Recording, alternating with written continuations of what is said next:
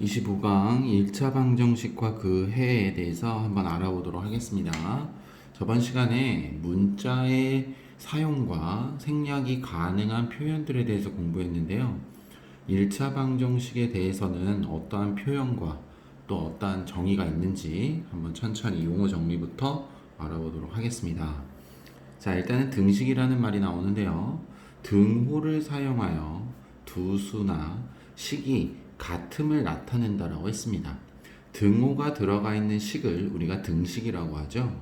그래서 예제 문제를 보니 2x 플러스 1이 5라고 되어져 있습니다. 이렇게 등호가 사용되어져 있는 이 식을 우리가 이제 등식이라고 나타내는 거죠. 그 등호가 사용되어져 있을 때 좌측에 있는 항들의 식을 우리는 좌변이라고 얘기를 하며 우측에 나와 있는 식을 우변이라고 하겠습니다. 그 좌변과 우변을 합해서 양변이라는 표현을 쓸게요. 자, 참고사항도 한번 읽어보도록 하죠. 등호를 사용하지 않거나 등호 대신 부등호를 사용한 식은 등식이 아니다 라고 얘기했습니다. 당연히 부등호를 사용한 식은 부등식이 되겠죠. 등호를 사용한 식이니 우리는 등식이라는 표현에 대해서 알아봤습니다. 자, 그러면 이 단원의 제목이 1차 방정식이니까 방정식의 뜻도 한번 알아보도록 할게요. 방정식이란 미지수 x의 값, 즉 미지수라는 것은 정해지지 않는 수라는 거죠. 그러니까 어떠한 수가 들어갈지 모르니 문자 x를 써서 표현을 했고요.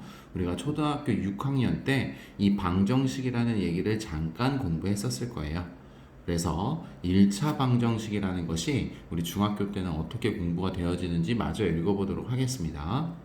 그 미지수 x값에 따라서 참이 되거나 또는 거짓이 되거나 그러한 모든 식을 우리 등식이라고 얘기하죠. 그 모든 식을 우리가 방정식이라고 얘기합니다.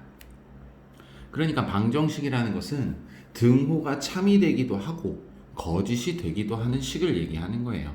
그 중에 그 방정식의 x의 값이 참이 되는 x의 값을 찾는 것을 우리가 방정식의 해라고 얘기를 하는 거예요. 그래서 방정식의 값을 구한다 또는 방정식의 근을 구한다라는 표현을 쓸 겁니다. 자, 이런 방정식과 마찬가지로 항등식이라는 표현도 있는데 항등식은 또 어떤 표현이 되어지는지 한번 알아보도록 하죠. 미지수 x에 대해서 어떠한 값을 대입하더라도 항상 참이 되어야 한답니다. 방정식은 거짓이 될 수도 있지만 항등식은 항상 등호가 성립하는 식이기에 등호가 참이 되게끔 해주는 식이죠. 자, 예제 문제를 보니 좌변에 있는 값을 계산을 하면 3x가 될 텐데 우변에 있는 값도 3x라고 나와 있어요. 그러니 똑같은 수를 x값에 대입해도 양변의 값이 같을 거니 등호가 성립하죠. 이렇게 항상 등호가 성립하는 식을 항등식이라고 얘기한답니다. 그래서 밑에 있는 예제 문제를 풀면서 우리 방정식 또는 항등식 그런 등호가 사용되어져 있는 등식에 관한 문제들 한번 보도록 할게요. 자, 밑에 나와 있는 3번 문제입니다. 자, 3번 문제를 보니까 이런 표현이 되어져 있네. 2x-5의 값이 1이랍니다. 빈칸에 알맞는 수를 써 넣으라고 했고 그게 방정식인지 항등식인지 판별해라 라는 문제예요.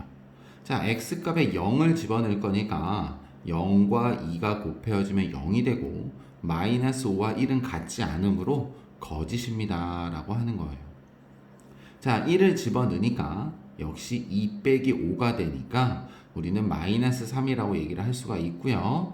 우변의 값은 1이기 때문에 역시 같지 않으므로 거짓입니다. 역시 x에다 2를 집어넣어도 4 빼기 5가 될 거니까 마이너스 1이 될 거고요. 우변의 1과 같지 않으니 역시 거짓이 되지만 3을 집어넣어 보니 6 빼기 5가 돼서 우리는 1이라는 걸 알 수 있어 우변과 같은 값을 가지니 참입니다. 이처럼 참과 거짓이 동시에 존재하며 참이 되게 하는 x값을 찾을 때 방정식의 해가 될 거고요.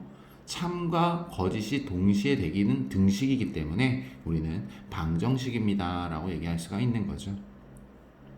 자, 다음 문제도 한번 보도록 하겠습니다. 자, 4번 문제죠. 자, x 플러스 4가 3이랍니다. 그에 만족하는 x값에 마이너스 1을 집어넣으라는 얘기예요.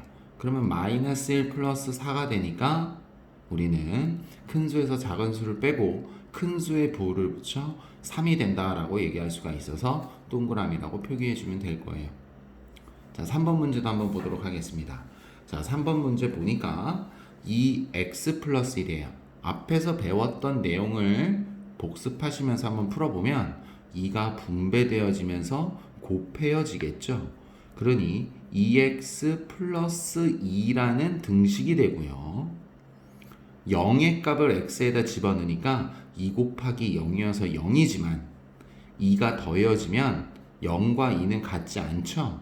그렇기 때문에 거짓입니다 라는 x표를 쳐주시면 되는 겁니다. 자, 이와 같이 1차 방정식의 간단한 성질들을 알아봤고요. 그 1차 방정식의 표현과 풀이 방법을 하기 위해 어떠한 방법을 써야 되는지 한번 다음 시간에 다시 한번 알아보도록 하겠습니다. 이번 시간 여기까지 하겠습니다.